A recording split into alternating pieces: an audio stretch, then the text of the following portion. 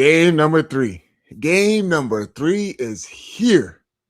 Man, the Lakers really have a chance to go 3-0 against the Houston Rockets. Take a 3-0 series lead, baby. Isn't that crazy to say? Always go back to, we're thinking just extend the series. No, these dudes have a chance to, let alone take a 3-0 series lead, but take that commanding lead and bring it back to possibly the crypto.com arena or even closing out in Houston. But it all is going to depend on how they're going to defend. How are they going to keep the ball out of Kevin Durant's hands? How are they going to keep on getting their role players and Marcus Smart, Luke Kennard, Rui Hachimura, Jared Vanderbilt, you name it, keep on playing at the level that they have been playing in games 1 and 2. Also, we got some important news with this Lakers injury report. That's right. I'm pretty sure you guys are all aware about it. Austin Reaves listed as questionable. Woo! We're going to dive into that, get my thoughts and also your guys' thoughts in the YouTube chat. And then you already know this is the dysfunctional Houston Rockets team. Jabari Smith Jr. making his comments, all that stuff. And then, honestly, I feel like today, being game 3, and we talk about how well the Lakers defense has been playing, I want to kind of give you guys a simple breakdown into why the Lakers have executed very, very well defensively. Just be on the lookout for that. But first things first, we got to talk about our friends at Pechanga Resort Casino. And you can play your perfect combination at Pechanga Resort Casino, the official Native American resort and casino of the Los Angeles Lakers. Skip the traffic. Head on over to Pechanga Resort Casino just off the I-15 in Temecula. Visit pechanga.com or call 888-PECHANGA for reservations and for more information. Crazy. Game number 3 is here. Lakers are currently 2-0 in the series against the Houston Rockets. And we talk about how well this Lakers team has defended, which they have, forcing Kevin Durant to turn the ball over. Alperen Sengun, 5 of 17 shooting combined against Jackson Hayes and DeAndre Ayton. Tari Eason, game 2, shooting 4 of 14. Reed Shepard, he can't stay in a whole game because he's doing one dribble pull-ups from three-point ball when they have a 3-on-1 fast break. Kevin Durant telling him pass the rock. After that moment, Reed Shepard did not return into the game. Then, of course, Amen Thompson, Lakers are living by him, shooting the three-point ball, doing a good job on him. Then Jabari Smith Jr. Like, this Lakers team has defended this Houston Rockets team very, very well. Now, two things can be true at once, like the great George Sedano says, is those Houston Rockets offense is really, really bad. And that's why Lakers defense looks really, really good. Or is just flat out, no, the Lakers defense has been good. And it has been sustainable because look what they did in games 1, and they were able to carry that over to game number 2. So we talked about the defense, which again we're going to have a deeper breakdown into that on the second half of this episode. But let's look at their offense. We said who is going to be able to provide scoring than just LeBron James, right? We did. And we're like, okay, we're gonna need a Luke Kennard game, which we have 2 games in a row, by the way. And by the way, Charles Barkley said it on the Sedano and Cap Morning Show that he believes Luke Kennard is the best 3-point shooter in the NBA right now. Whew, Charles Barkley with those strong words. And then you look at Marcus Smart. Marcus Smart did not have a good offensive performance game 1, but he was still grinding out there on the defensive end of the basketball court. Him being vocal, communicating, getting guys in the right spots. Beautiful, correct? No, game number 2, Marcus Smart couldn't miss, it felt like, from three-point ball. He was able to get to his spots. He was able to drive to the basket, get to the free throw line. So now you're saying 2 of your role players are getting 20-plus points in game number 2. And in Rui Hachimura, it's a quiet, efficient numbers for Rui Hachimura, meaning getting to his mid-range spot, knocking it down at a consistent rate. Good. Then we talk about the free throws. Excuse me. Can the Lakers knock down the free throws? Because that's been a storyline, if we're being honest, throughout this entire NBA season for the Los Angeles Lakers, is that they struggle from the free throw line. Game 2, they corrected that. So all this is leading to what? That Austin Reaves has been listed as questionable for tonight's matchup against the Houston Rockets. And we know he's been out a couple weeks now with his left oblique muscle strain. And the real timetable with that was 4 to 6 weeks. They're approaching that now. I believe it's been about 3.5, 4 weeks now. So with that being said, he's going to warm up. He's going to see what it's going to look like. And hopefully he can go a little game speed in his warm-ups to kind of test out that left oblique muscle strain. And the real question is, say if he were to suit up tonight, should the Lakers take that chance into putting him in the lineup right now, knowing how well they have been playing? You know what they say, if it's not broke, then don't go ahead and fix it. Because what the Lakers are doing offensively and defensively, you might be able to look at Austin Reaves and be like, hey, we understand your eagerness and trying to get onto the basketball court, but how we're playing right now and how the chemistry has looked in these first 2 games and how well they have been defending, especially on Kevin Durant, especially on Alperen Sengun. And the offense, there has not been a drought with this offense. I know there's been times where they turn the ball over a lot. Yes. Lakers did try to correct that in game 2. Turnovers are still going to be a storyline heading into tonight's matchup against the Houston Rockets for game 3. Then the free throws is another thing. But what is one thing that Austin Reaves is best at?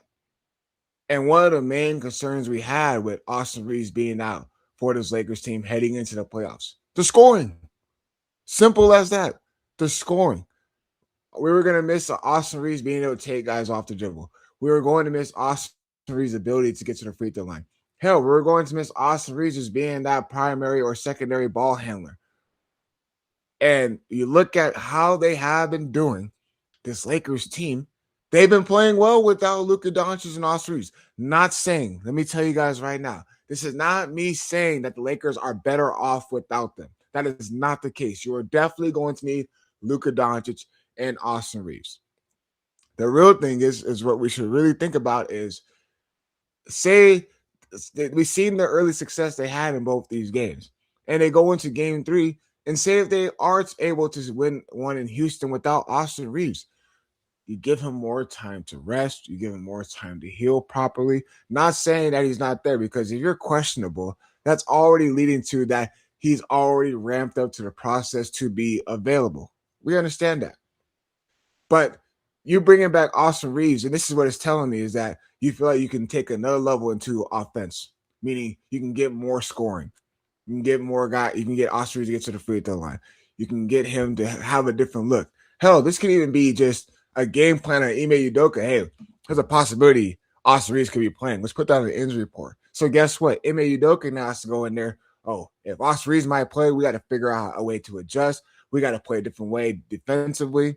All those different things now puts Ime Udoka in that Houston Rockets team. Just, kind of think about that. But you're seeing what they've done in both these games. Without Austin Reaves and Luka Doncic on the basketball court, they look good. They're running the lanes. They're diving on the floor for loose balls. The defense is rotating properly. We got guys flying out, contesting jump shots. As soon as Kevin Durant has a rock in his hands, everyone's like this. They blitzing him. As soon as he turns his back, he's turning the ball over. But let's look at these role players. Luke Kennard, again, this is back-to-back games where he's putting up 20-plus points. Marcus Smart, you're getting scoring out of him, 20-plus points. Rui Hachimura getting into a double-digit category.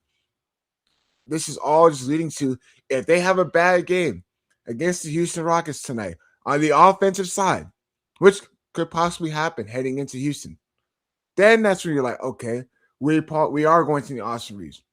But this is a game where Austin Reaves, this is just my thing. Don't rush him back. He has not played a game in a couple of weeks. So it's going to get the ramp-up process, actual on-court stuff, being able to do the things that Lakers need Austin Reaves to do. Taking guys off the dribble. Be that shot creator. Get to the free throw line. But it's hard to throw somebody in the mix, especially in a playoff series, because the tempo is different. The game is faster. The defense, the defense alone is a lot more physical, which we hope it was, because your boy has to say it again. Watching the Oklahoma City Thunder game, oh my goodness, man. I swear to you, if I see those foul baiting calls one more time, I'm going to lose myself. But that's besides the point. The real point is that trusting the process with how this group and this unit has been playing. That is simple as that. And you don't want to throw him in the mix right away because what if we talk about Luka Doncic and throwing him up in the mix right away, even though he was trying to speed up his recovery process? You don't want to take a chance on something else, on as something else as far as the injury getting worse. That's all we have to look at. Now, there's some stuff that I also wanted to talk about. So we talked about Austin Reaves. We talked about him being questionable, and if that's going to be beneficial for this Lakers team to throw him in the mix, right? Okay. So then, we look at we look at DeAndre Ayton, and this is me just looking at this because being in attendance in Game 2, I did. I sat there and I watched DeAndre Ayton. I was just looking at his body language because DeAndre Ayton, it's not like he had a bad game. Let's just keep it real. He did not have a bad game. And so far, DeAndre Ayton has had a good series. Hell, we look at that lob dunk that he had, and he's dunking over two people. And it's just a sign that he's rolling hard to the basket and being in the right spot. But we saw him not being able to what? To close out that game against the Houston Rockets in Game 2. And I watched him go to the bench after Jackson A subbed in. This is late into the fourth quarter. And this is when DeAndre Ayton was struggling to get to his spots offensively. Rockets did a good job collapsing the paint. Ayton was trying to take tough floaters. It's not what you want. It's not what you want. You want to reset and you want to get to your spot with ease, meaning in the pick and roll game, which you have been thriving at throughout this series. Watching him go to the bench and seeing him just sit there and not really, I wouldn't say not engaged, but just like when you understand that you're not closing out the game, you still got to be vocal. You still got to be engaged. You still got to be standing up. You still got to be in the huddle. You still have to be involved. And he was not involved and late in that game. Hell, there was a point where LeBron James, this is when he was slowing down. Lakers were trying to run out the clock because it was late. It was the last minute of the fourth quarter. LeBron James does that slow, and he hesitates, and he goes right by Tari Easton. Marcus Smart throws a pocket pass right into LeBron James' hand. He throws down a two-handed dunk. And I kid you guys not. I sat there, and I watched DeAndre Ayton. I watched that Lakers bench. He was the only one that did not stand up. Only one. Which I'm going to say this, is that DeAndre Ayton, regardless if you're closing out the game or not, still be engaged, still be involved. Which he got asked as far as JJ Redick and his style and how they like to switch, which the Lakers do like to switch, which I did not totally agree with that because they did not have the right personnel to be trying to switch 1 through 5. But this is something that I was like, okay, I don't mind this out of DA saying, I'm about to show the world I can guard 1 through 5. I thought it was going to be a secret weapon, but I've been practicing it and having multiple reps guarding the best players in the league on isolations. And the confidence is way up there. And I'm like, okay, I don't mind this because the DeAndre Ayton that we were getting with, I know Clint Capella was heavily focused on what? Offense. Him trying to score and all those beautiful things, which it's like DeAndre Ayton. Lakers acquired you to protect the rim, rebound, rim run. That is what the Lakers acquired you for. And once he was able to do all that, he saw a difference in his Lakers team as far as in the winning category, in the winning column. Now, if he can take more, if he's taking pride like that on a defensive end, this is a beautiful thing. And they're going to need DeAndre Ayton to keep on defending Alperen Sengun in this way. Because everyone is having the assumption that Alperen Sengun is going to get going in Houston.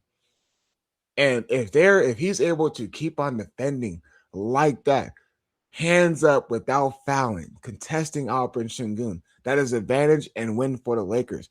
If there's a moment where he is switched on, which I'm telling you guys right now, when I do break down a little bit of this defense for you guys on the second half, you will understand where he is coming at. But the fact that he's just making those comments and saying that he's taking on this challenge as far as being on a smaller guard, this is good. We want that. We want your energy exerted more on that end of the floor because that's where the Lakers need it most. And it's a true thing because when Lakers defense is flying around and moving like they have been doing, there is a lot of good things that you can take out from it. Now, with that being said, I teased about Jabari Smith Jr. and his comments as far as his Houston Rockets team and Kevin Durant. And also, I teased as far as a breakdown of this defense. We're going to do that on the second half of the episode. But before I do, I have to let my partners at Pachanga give you guys a quick word. At Pachanga Resort Casino, you can rock and roll, sip and slide, twist and shout. Play your perfect combination at Pachanga Resort Casino, official Indian gaming sponsor of the Lakers. All right, what is going on? Welcome back to Lakers Talk Daily. Game number 3 is here. The Lakers have a chance to take a 3-0 series lead against the Houston Rockets, but it's going to be tough. They all been saying that the true test in the playoff series always starts off when you're on the road. And Lakers, we talk about just stealing one at home. They stole 2. If they can steal 1 in Houston, just get 1. Then boy, they come back to crypto.com arena and it's a 3-1 series lead. They are playing with house money because they have a chance to close it out at home. Then they have a chance again to close it out in Houston. But if that's the case, they have another chance to close it out at home. That's 3 opportunities for Lakers to close the series out if they take care of business in Houston. But it all starts off with this game tonight. The same defense, the same energy, the same attention to detail. All those things are going to matter. Now, we talk a lot about this Lakers team and this defense and how this offense has been. And I'm telling you guys, when I was able to walk around the arena after the game, after I did the Instagram live on our ESPN Los Angeles Instagram feed, by the way, which you can catch tonight immediately right after the game. I will be going on Instagram live and doing real-time reaction as far as into the game, game 3 tonight. So when I made my rounds, I walked, and I told you guys how quiet it was on the Houston Rockets locker room, which, as it should be, you're coming off of a loss. But you just look at the Houston Rockets on the basketball court, and it is true. These dudes look like they do not like each other. They have no chemistry.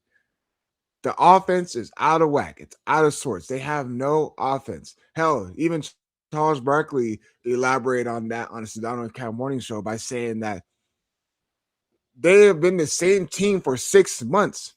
And this is why it always goes back to this Lakers team, what we wanted.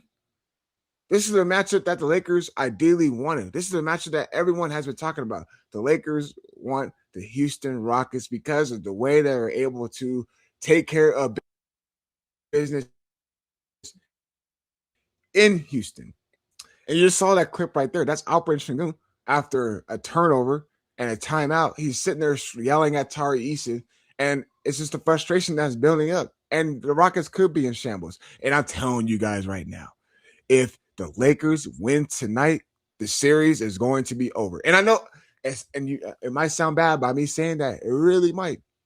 But you telling me they get a 3-0 series lead? Forget it. Forget it, man. I'm telling the Lakers have a real chance. We saw Jabari Smith Jr. and Jabari Smith Jr. made some comments, which I thought was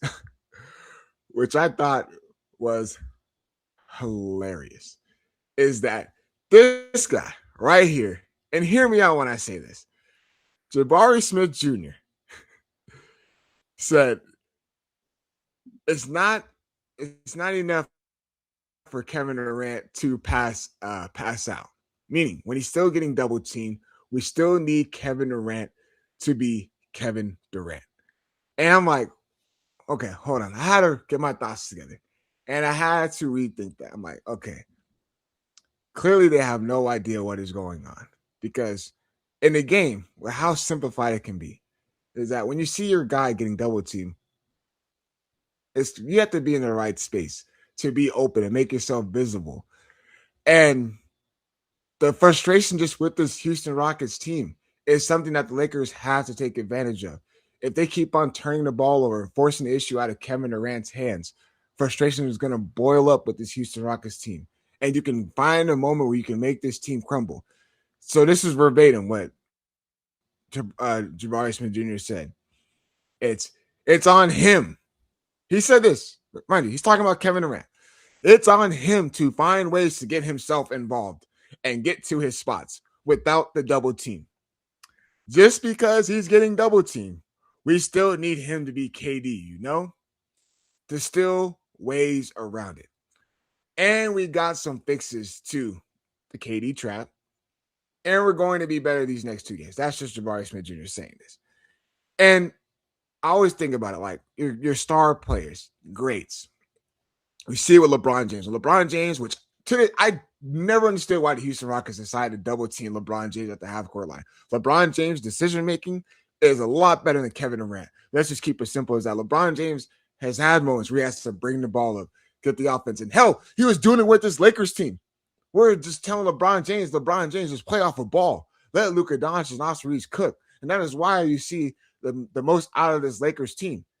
It's because they have 3 guys that can do it. You want to know why this Houston Rockets team struggles? It's because they don't have no one else that can take care of the ball. They rely so heavily on Kevin Durant. Kevin Durant has to do everything with this damn team. And for Jabari Smith Jr. to make comments like that, this all just goes to show me that this Rockets team is literally at the breaking point. And if the Lakers can just take care of business tonight, you have this team right there. I'm telling you guys. Because you look at all the other stuff. You look at LeBron James being able to take care of business, right? Then you look at all the other greats, guys that get double teamed. We talk about Kobe Bryant. Kobe Bryant was getting double teamed with Smush Parker and Kwame Brown, but Kobe Bryant knew damn well where to get to his spots, right? Simple as that. Kobe Bryant knew where to get to his spots. He was going to score and force the issue no matter what because he wants to get the most out of his team. Cool. Now, with Kevin Durant doesn't have the ability to do that. We've seen it right now, and we see the way this Rockets team is. Their offense struggles. They lack. They have no one else to score. And that is advantage Lakers, which leads me to this defense. You guys in the YouTube chat are saying KD can't play point. He is a one-dimensional player, and all he can do is score. And, man, it's just this way this Lakers defense has been playing, which is going to lead me to finish off this episode with how their defense has been playing. And I want you guys to take a look at this. It is maybe a little, just follow me when I say this, is you see Kevin Durant, and this is where we call a hot blitz, all right? As soon as he crossed the half-court line, you see Marcus Smart run up at him. You got Jackson Hayes up there with him. Marcus Smart runs at him immediately. It's a hot blitz. And the only decision-making that Kevin Durant has is to what? Is to throw the ball in the corner. And this is where advantage Lakers comes because Jared Vanderbilt, in that clip, rotated properly. He's closing out. He's running to the open man, because with the Lakers, they're living and dying by the Houston Rockets shooting the three-point ball because the Houston Rockets shot 26% from 3 in game 2. And this is where JJ Redick is literally out coaching Ime Udoka. And we got to give a lot of praise to JJ Redick and his Lakers coaching staff. The fact that they're getting the most out of these role players and the fact that they're getting them to do every single thing right defensively. That was one clip. There's another one right here. Is that Jake LaRavia, ball pressure, ultimate ball pressure on Kevin Durant, forcing him to put the ball. As soon as Katie's back turns, DeAndre Ayton rotates over. And you know what the beauty is? Luke Kennard immediately already in the spot right into the roller. So he gets there, he beats into the spot, he's right there in the roller, and then what happens? Houston Rockets. Clint Capella tried to kick out to the corner. You know what the Lakers did really, really well? They rotated the corner. Now, all of a sudden, the Rockets have no choice but to swing it back out, reset. With that being said, the ball gets back to Kevin Durant's hands. Of course, it's going to get back to Kevin Durant's hands because who in the hell is going to score for this Houston Rockets team? Lakers did a good job because as soon as the ball comes into KD's hands, he tries to make a move going left. JJ Redick is signaling his guys. And it's a hot blitz. Get the ball out of his hands. And by the time the Houston Rockets gets to that point when the shot clock winding down, you know what happens? They have to throw up a shot and lay into the shot clock, and it's not a good look for the Houston Rockets. Advantage Lakers, their defense has been moving. And then I just want to just show you guys that. It may be a little boring to you guys, but I just really wanted to just throw that look out there for you guys because I feel like it's really, really interesting just the way that the Lakers are able to defend and the way that Lakers are rotating. Just a simple, quick film little study for you guys just to see why this Lakers team's defense has been well and why Kevin Durant has been struggling. Now, only thing that we're hoping for is we're hoping that the same energy, the same attention to detail, all those things can get carried over into game number 3. And I just want your guys' thoughts. Do you guys feel Austin Reaves should be getting back into this lineup? Just your guys' thoughts in the YouTube chat. And I will read through them. I'm just scrolling through right now, seeing your guys' comments. Kevin saying KD's going to surrender. LeBron is better than KD. And Adam Hurley saying KD can't even rebound. And real quick, I just want to say, in that quick little film thing that I showed you guys, in those 2 clips, you know what the Lakers did? They boxed out. What do the Houston Rockets like to do? The Rockets love to crash. They have 5 guys that love to crash. They send everybody there to rebound. And that is when the struggles and stuff come, is that this Lakers team has to do their job. You have to box out. The Houston Rockets live by that. We sound like a broken record. We really, really do. We sound like a broken record. But that is really, really true. Is they solely rely heavily on offensive rebounding. They rely heavily on the Lakers to turn the ball over because they want to get out and run in the open floor. But if the Lakers limit their turnovers, they box out, they limit second chance opportunities, which is really, really difficult thing to do. Don't get me wrong, especially with Houston Rockets being a top rebounding team in the league. But if they do those things into game 3 tonight, guess what? We might see this Lakers team heading into a 3-0 series lead.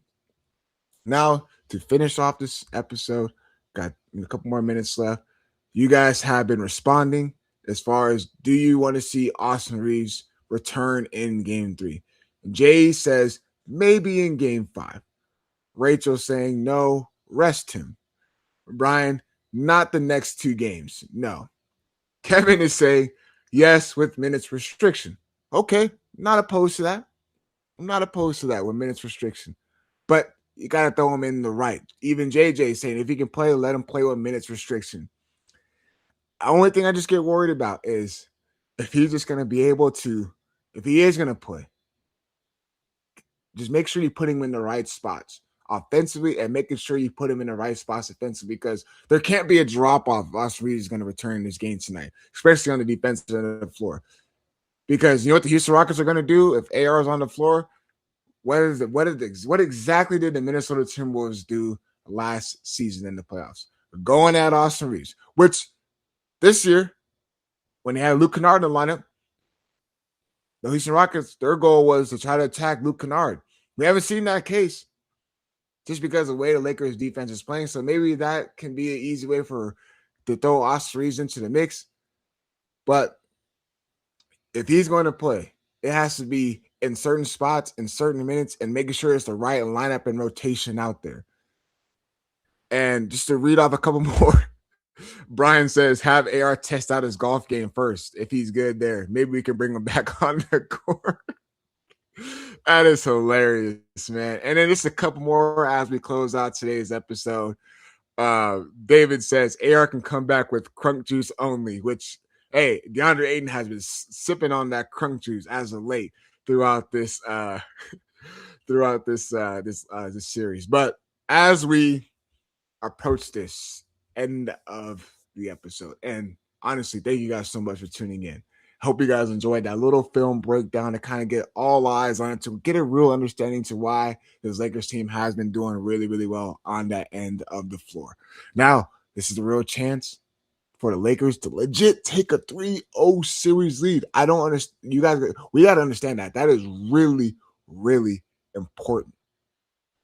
Because if they have that, it's just trending towards the right side for the Los Angeles Lakers. You guys can catch me.